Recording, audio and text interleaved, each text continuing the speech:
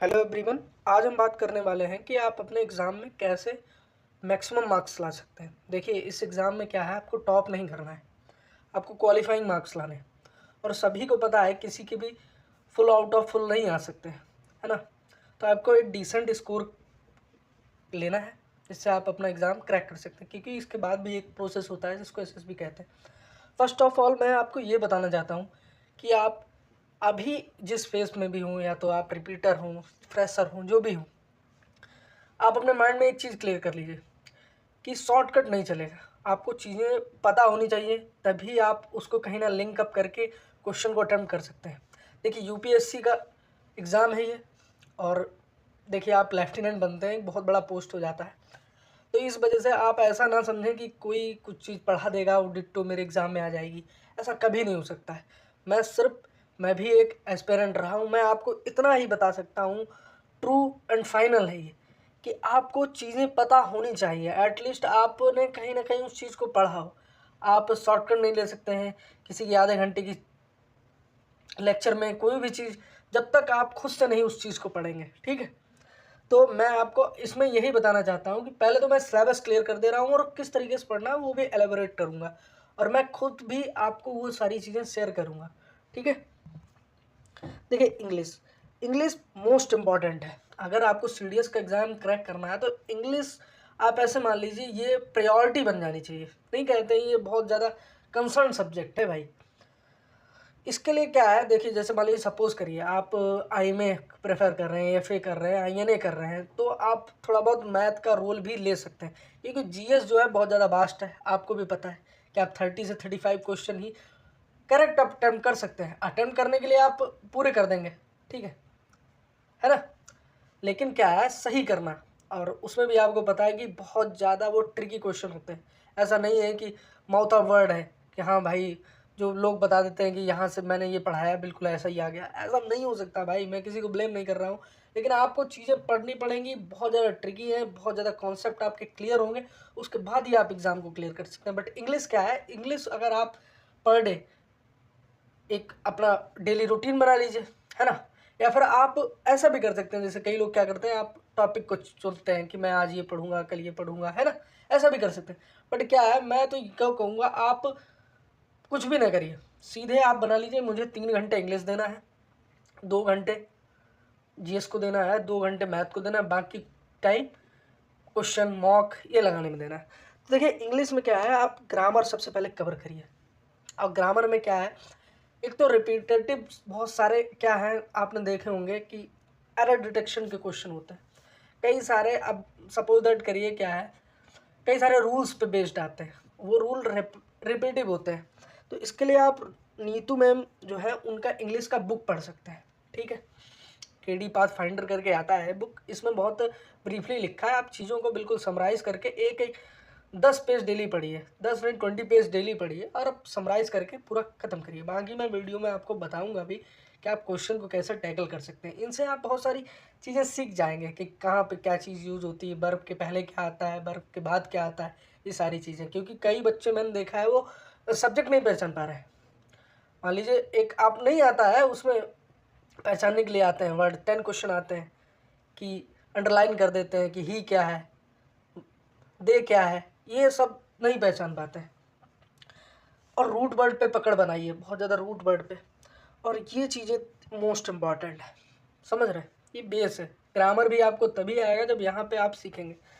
The Hindu का daily newspaper मैं करा रहा हूँ, आप उसको अपने आप से पढ़ सकते हैं, और डेली तेज तेज पढ़िए। अगर आपका इंग्लिश वीक है तो आप उसको पढ़िए बढ़िए से ढंग से, और उसमें जो भी कठिन वर्ड लिखे उनका मीनिंग निकाल लीजिए, उसका हिंदी में भी और इंग्लिश में भी रूपांतरण करके लिख दीजिए। अगले दिन नेक्स्ट डे आप उससे करने से पहले उन्हें रिवाइज कर लीजिए। आप देखिएगा आपकी इंग्लिश में बहुत ज़्यादा चेंजमेंट आएगा। फिर आपको कंप्रीहेंशन करने में, एरर डिटेक्शन करने में, पैराजम्बल करने में, S1 S6 करने में जो आते हैं क्वेश्चन ना, कई बच्चे नहीं पढ़ पाते हैं, उसमें बहुत आपको हेल्प मिलेगा। आप ऐसा करके मात्र मेरे कहने से आप 25 डेज कर लीजिए, 25 डेज, उसके बाद आपको खुद ही मज़ा आने लगेगा। ओके, एक एडिटोरियल डेली पढ़िए। मैं तो कहूँगा आप खुद से 2-3 भी पढ़ सकते हैं, बिगिनर। और प्रैक्टिस डेली 100 क्वेश्चन। जैसे मान लीजिए आप आपने प्रोपोजिशन पढ़ा है, ठीक है, तो कम से कम उसके 100 क्वेश्चन लगा दीजिए एट द वंस, टालिए नहीं भाई। देखिए बिना क्वेश्चन लगाए आप कितना थ्योरी रट डालिए, खोल दे दिए, कुछ भी नहीं होगा जब तक आप क्वेश्चन की प्रैक्टिस नहीं करेंगे। देखिए मैंने खुद ये चीज़ें अपने ऊपर एक्सपीरियंस की हैं भाई। एग्ज़ाम हॉल में आप ब्लैंक हो जाएंगे, कितना भी थ्योरी पढ़ लीजिए, जब तक आपने क्वेश्चन नहीं किए होंगे।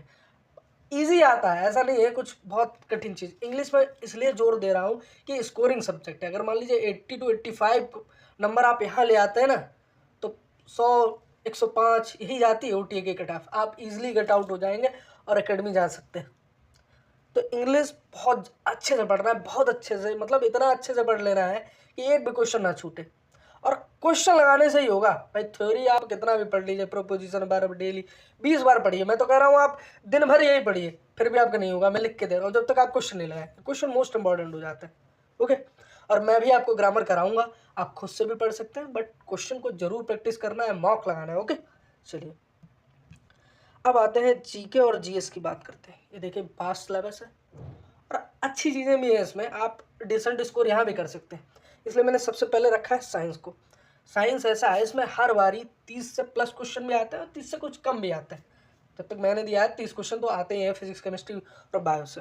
इसके लिए आप क्या कर सकते हैं, 9th से 12th तक की एनसीईआरटी पढ़ लीजिए। कुछ भी लेक्चर कुछ भी नहीं करना है, आप एनसीईआरटी पढ़ेंगे ना, मतलब 80% चीज़ें आपकी क्लियर हो जाएंगी। 80% मैं लिख के दे रहा हूँ, कुछ ऐसा नहीं आता है इसमें। मैं लिख के दे सकता हूँ कि आप जो भी एनसीईआरटी पढ़ेंगे उसी से क्वेश्चन आएगा। केमिकल रिएक्शंस है ना, जितने फिजिक्स के लॉ है, मिरर, ऑप्टिक्स, कॉनकेव, कॉन्वेक्स, सब कुछ लिखा हुआ है, सब कुछ लिखा हुआ है, सब कुछ। और मैंने यहाँ लिख भी दिया है, कम से कम 3 बार ये सिलेबस खत्म कर दो। अभी बहुत टाइम है, नवंबर, दिसंबर, जनवरी, फरवरी, मार्च, अप्रैल में एग्जाम होगा, तो आप बिल्कुल खोल डालिए। मैं लिख के दे रहा हूँ, मैं भी इसके क्वेश्चन कराऊंगा, मैं आपको क्वेश्चन कराऊंगा, कुछ टॉपिक्स भी कवर करा दूंगा जो मोस्ट इंपॉर्टेंट होते हैं। लेकिन ये समझ लीजिए कि इस दुनिया में कोई भी एग्जाम अगर कंपटीशन का तैयारी कर रहे हैं तो भाई मोस्ट इंपॉर्टेंट कुछ भी नहीं हो रहा, समझ रहे हैं। आपको आना चाहिए तभी वहाँ आप कर पाएंगे, नहीं तो मोस्ट इंपॉर्टेंट दुनिया के लिए बना रहेगा। भाई कर तो तभी पाओगे जब तुम्हें आता होगा, तभी तुम इंपॉर्टेंट होगा। तो आपको बेसिक बहुत ज़्यादा ज़बरदस्त क्लियर कर लेना है। मैं उनके लिए ज़्यादा जोर दे रहा हूँ जो फ्रेशर होते हैं या जिनने अभी तक 12th में अच्छा नहीं पढ़ा हुआ था। हालांकि जो बच्चे 12th तक बढ़िया प्रिपरेशन करके आ रहे होते हैं जेई वगैरह, वो एग्ज़ाम निकाल लेते हैं। और हम लोग डेली स्ट्रेटजी देखते रहते हैं भाई, यूट्यूब पे सैकड़ों स्ट्रेटजी की वीडियो पढ़ी है। सिर्फ मैं ये कह रहा हूँ कि भाई आप क्या करना है, एनसीईआरटी निपटा देनी है, बिल्कुल घोल देनी। भाई आप सेट कर लीजिए, मुझे 2 घंटा फिजिक्स पढ़ना है, प्रॉपर नोट्स बना लो उसके। सी टॉपिक रिलेटेड वीडियो, अगर कोई चीज़ वीडियो नहीं समझ में आ रही उसको आप यूट्यूब से सर्च कर सकते हैं। लेकिन यूट्यूब क्या है, एक बहुत ज़बरदस्त जाल है, आपको 10 वीडियो मिल जाएंगी ये इसमें इसमें इसमें इसमें, तो आप फंस के रह जाएंगे। भाई आप डाउनलोड कर लो उसको, जैसे मतलब आपको इसको देखना है उसको डाउनलोड कर लो मोबाइल, आप डाटा बंद कर दीजिए, डाउनलोड करने के बाद उसको देख लीजिए ख़त्म करके। उसके बाद ये नहीं कि आप यूट्यूब पे स्क्रॉल कर रहे हैं, भाई इतनी वीडियो है तुम ख़त्म हो जाओगे बट वीडियो नहीं ख़त्म होंगी। प्रैक्टिस क्वेश्चन, भाई क्वेश्चन जरूर लगाना है, प्रैक्टिस जरूर करना है। भाई केमिकल रिएक्शन पढ़ा है, उसके 50 क्वेश्चन सॉल्व कर लो। भाई अभी आपको लग रहा होगा ये प्रैक्टिस क्वेश्चन क्यों कर रहे हैं, क्वेश्चन भाई बहुत इंपॉर्टेंट हो जाते हैं, बहुत क्रूशियल रोल प्ले करते हैं। अब आते हैं हिस्ट्री पे। देखिए हिस्ट्री सभी को पता है भाई, कितना भी पढ़ोगे क्वेश्चन कहीं ना कहीं मिसमैच हो जाएगा। बट इसके लिए भी क्या करना है, 9 से 12 तक की एनसीईआरटी पढ़ सकते हो, उसको पढ़िए 1-2 बार नज़रों से निकाल दीजिए। आर्ट एंड कल्चर को पढ़ लीजिए, मॉडर्न हिस्ट्री ऑफ इंडिया जरूर पढ़िए, क्योंकि ज़्यादातर क्वेश्चन मैंने देखा है यहीं से पूछे जाते हैं। अब मैं ऐसा कह रहा हूँ, अभी आप लोग कहेंगे कि आप भी कह रहे हैं यहाँ से पूछे जाते हैं, बट क्या ये बहुत लंबा है, आप इसके नोट्स बना सकते हैं और चीज़ों को रिवाइज करते रहिए। जो आप पढ़ें एटलीस्ट आप, मैं कह रहा 2 पेज पढ़ें, उसको रिवाइज ज़रूर करिए, क्योंकि ये जो है आप जितना टाइम से रिवीजन करेंगे ना, तो क्वेश्चन आपके कहीं ना कहीं एग्ज़ाम हॉल में क्लिक कर जाएगा। इंडियन सोसाइटी पढ़िए और मॉडर्न हिस्ट्री ऑफ वर्ल्ड के बारे में भी सारी चीज़ें जान लीजिए और प्रीवियस और क्वेश्चन को ज़रूर लगाइए, उससे आपको हेल्प मिलेगी कि कहाँ से क्वेश्चन पूछा जा रहा है, किस टाइप के क्वेश्चन आ रहे हैं। अब आता है जियोग्राफी, ये इंपॉर्टेंट है, स्कोरिंग सब्जेक्ट भी रहता है। इसमें आप क्या करिए, 9 से 12 तक की ज्योग्राफी जो भी एनसीईआरटी बुक्स हैं उसको कवर कर लीजिए और इंडियन ज्योग्राफी के बारे में पढ़िए। हालांकि ये एनसीईआरटी आप पढ़ेंगे तो उससे ही कवर हो जाएंगे, और वर्ल्ड ज्योग्राफी और प्रीवियस क्वेश्चन को जरूर एनालाइज कर लीजिए कि कहाँ से क्वेश्चन लगातार एग्जाम्स में बनता आ रहा है। तो उस टॉपिक को भी आप थोड़ा अच्छा ध्यान दीजिए। मैं ये नहीं कह रहा उसी को पढ़ लीजिए वहीं से आ जाएगा, वहीं से नहीं आएगा भाई। सब कुछ पता होगा तभी तुम कर पाओगे। ऐसा कुछ नहीं है कि एक चीज़ छोड़ दी और दूसरी चीज़ पढ़ ली तो हो जाना, नहीं होना भाई। अब आते हैं पॉलिटी, ये भी स्कोरिंग सब्जेक्ट है। इसके लिए क्या करना है, एनसीईआरटी ऑप्शनल है, अगर आपका मन करता है आप अच्छा पढ़ सकते हैं तो पढ़िए। लक्ष्मीकांत का जो बुक आता है ना उसको पढ़िए, इनफ है, मोर देन इनफ है। क्वेश्चन वहीं से आता है, हालांकि मैंने भी 10 से 15 वीडियो कवर कर रखी हैं और मैं भी करूँगा, उसको भी देख सकते हैं। मैं डिट्टो वही एम लक्ष्मीकांत को ही पढ़ा रहा हूँ और वही सब कुछ बता रहा हूँ आपको, ठीक है। तो आप इसको पढ़ सकते हैं और प्रीवियस और क्वेश्चन जरूर लगा सकते हैं। हालांकि ये मेरा थोड़ा कह सकते हैं आप फेवरेट सब्जेक्ट है, और ज़्यादातर मैंने बच्चों को देखा उनका भी फेवरेट सब्जेक्ट होता है, और ये बिल्कुल लाइन टू लाइन होता है। इसमें कई सारी चीज़ें कन्फ्यूजिंग नहीं है भाई, जो लिखा है वही है। प्रैक्टिस क्वेश्चन जरूर करना है। उसके बाद आते हैं इकोनॉमिक्स पे। इकोनॉमिक्स क्या है, एक मैक्रो और माइक्रो इकोनॉमिक्स होती है 11th-12th में, आप उसको पढ़ लीजिए, वो मोर देन इनफ है, वहीं से हो जाना है। और नहीं आता है तो आप नितिन सिंघानिया की एक बुक आती है उसको पढ़ सकते हैं, हालांकि यूपीएससी लेवल की होती है, मतलब यूपीएससी का तो ये भी एग्जाम है, बट सिविल सर्वेंट लोग जरूर इसको पढ़ते हैं जो उसकी तैयारी करते हैं। मैं आपसे ये कह दूंगा इसके लिए क्या है, प्रीवियस ईयर क्वेश्चन पढ़ लीजिए और क्वेश्चन को सॉल्व करिए, ये मोर देन इनफ हो जाता है, क्योंकि आपको पता लग जाएगा कि जैसे मान लीजिए इस टाइप के क्वेश्चन पूछे जा रहे हैं, क्योंकि इकोनॉमी भी वास्ट है, इस वजह से आप प्रीवियस ईयर क्वेश्चन और साथ साथ अपनी एनसीईआरटी को कवर अप करिए। उसके बाद आता है करंट अफेयर। देखिए current affair most important role play करता है जीके जीएस के सेक्शन। ऐसा है ना, यहाँ से भी 15 to 20 क्वेश्चन पूछ लिए जाते हैं, तो आप एटलीस्ट 10 to 12 क्वेश्चन ईजिली कर सकते हैं। उसके लिए क्या करना है, आपको डेली न्यूज़ पेपर पढ़ना है, ठीक है। और क्या करना है, आपको उन न्यूज़ को पर डे लिख लीजिए, अगले दिन का जो करंट अफेयर पढ़ने से पहले उनको रीड आउट कर लीजिए। फिर आप मंथली मैगजीन पढ़ सकते हैं, मंथली मैगजीन हर जगह अवेलेबल है आजकल, डिजिटल बहुत ज़्यादा अवेलेबल है। बट क्या है, वहाँ डिस्ट्रैक्ट मत हुई है, आप एक चीज़ को सेलेक्ट कर लीजिए, उसको पढ़िए, डाउनलोड फॉर्म में पढ़िए, यानी लाइव चीज़ें पढ़ रहे हैं, लाइव टाइम लेता है, और उसके बाद भी क्या है यूट्यूब वगैरह में बहुत डिस्ट्रैक्शन हो जाता है।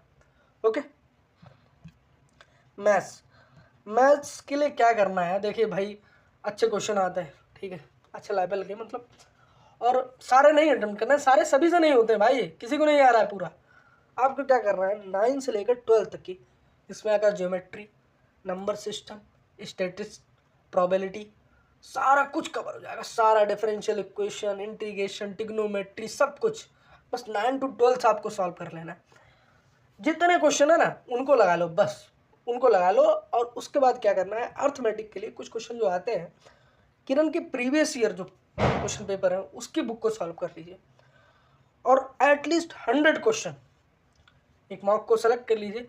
जो टॉपिक मान लीजिए सपोज दैट आपने नंबर सिस्टम पढ़ा, 100 क्वेश्चन लगा दिए, ट्रिग्नोमेट्री पढ़ा 100 क्वेश्चन लगा दीजिए, बस हो जाना है यार। वहाँ पे क्वेश्चन आएगा ना 5 क्वेश्चन ट्रिग्नोमेट्री के आ गए, आप 3 कर लेंगे। आपको क्या करना है, बस भाई स्कोर ही तो करना है, क्योंकि ये बोर्ड का एग्जाम तो चल नहीं रहा है कि 5 के 5 अटेम्प्ट करो। ओके, ठीक, ये था स्ट्रेटजी। और मैं सिर्फ इतना कहूँगा, इस चीज़ पे फोकस कर रहा हूँ कि चीज़ें आपको पता होंगी तभी आप वहाँ कर पाएंगे। कुछ इंपॉर्टेंट नहीं होता 1 महीने पहले पढ़ना, कुछ नहीं, जब तक आपके बेसिक क्लियर नहीं होंगे आप क्वेश्चन नहीं बना पाएंगे।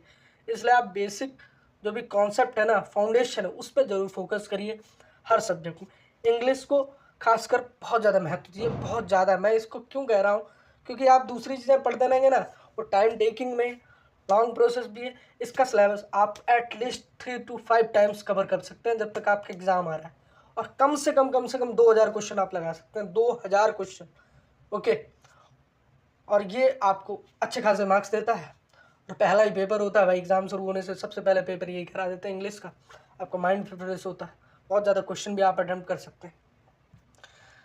अब जो लास्ट टिप है, मैंने हर जगह कहा है, हर चीज़ में कहा है, read the syllabus very carefully. Syllabus पढ़ लीजिए भाई, क्या क्या सिलेबस है, क्या क्या पूछा जा रहा है, कहाँ से क्या क्वेश्चन है। उसके बाद आप देख लीजिए प्रीवियस ईयर क्वेश्चन को एनालाइज करिए, कि किससे क्वेश्चन कहाँ ज़्यादा बन रहे हैं, उनको लिख लीजिए। उन टॉपिक्स को ये नहीं सिर्फ वही पढ़ लेने कि भैया अब तो यहीं से आएगा और मैं यही सिलेबस बिल्कुल पढ़ के चला जाता हूँ, हो जाएगा भाई, वहाँ ख़त्म, कुछ नहीं होना भाई। उनको प्रायोरिटाइज कर लो कि भाई ये क्वेश्चन है, यहाँ से पूछे जाते हैं, इन टॉपिक्स को मोर इम्पॉर्टेंट दे देनी है, क्योंकि चीज़ें मुझे सभी पता होंगी भाई। अब क्लाउड बस्ट के बारे में पूछ दिया जाएगा, अब सपोज तुमने कहा कि अरे भाई ये पिछली बार पूछा गया था, इस बार आएगा, नहीं आएगा भाई। इस बार पता चले कुछ और चीज़ें न्यूज़, अर्थक्वेक न्यूज़ में रहा है, उसको पूछ लिया। और करंट अफेयर का ऐसा है भाई, इंटरनेशनल स्पोर्ट्स कुछ नहीं होता, जो चीज़ें रिलेवेंस होती हैं उनको पूछा जाता है। आप पर डे न्यूज़पेपर पढ़िए, मैं दावे के साथ कह सकता हूँ कुछ नहीं करना है आपको, न्यूज़पेपर पढ़ लीजिए, मंथली मैगजीन पढ़ लीजिए। न्यूज़पेपर जब आप पढ़ते रहेंगे डेली ना, डेली पढ़ेंगे ना, तो मंथली मैगजीन होगा ना, उसमें अगर 500 चीज़ें लिखी हैं, 450 चीज़ें आपको पता होंगी, 50 चीज़ें जो आपसे छूट गई होंगी वही होंगी, मैं लिख के दावे के साथ कह सकता हूँ। तो आप इंग्लिश पे और इन सारी चीज़ें जो मैंने एक एक पॉइंट बताया ना, उस पर बहुत ध्यान दीजिए और डिस्ट्रैक्शन को अवॉइड करिए भाई। कोई भी चीज़ इंपॉर्टेंट नहीं है, मैं अपने एक्सपीरियंस से कह रहा, जब तक बेसिक नहीं क्लियर होगा, यूपीएससी का एग्ज़ाम है, आप उसको क्रैक डाउन नहीं कर पाएंगे। आई होप आप समझे होंगे। कोई भी क्यूरी हो तो कमेंट करके बताइएगा, मैं आपको उसको सॉल्व करूँगा। और मैं भी आपको अपना जो टाइम टेबल है, मैं कैसे पढ़ाऊँगा, क्या क्या चीज़ें कवर करूँगा, उसको भी शेयर करूँगा। Thank you, have a nice day.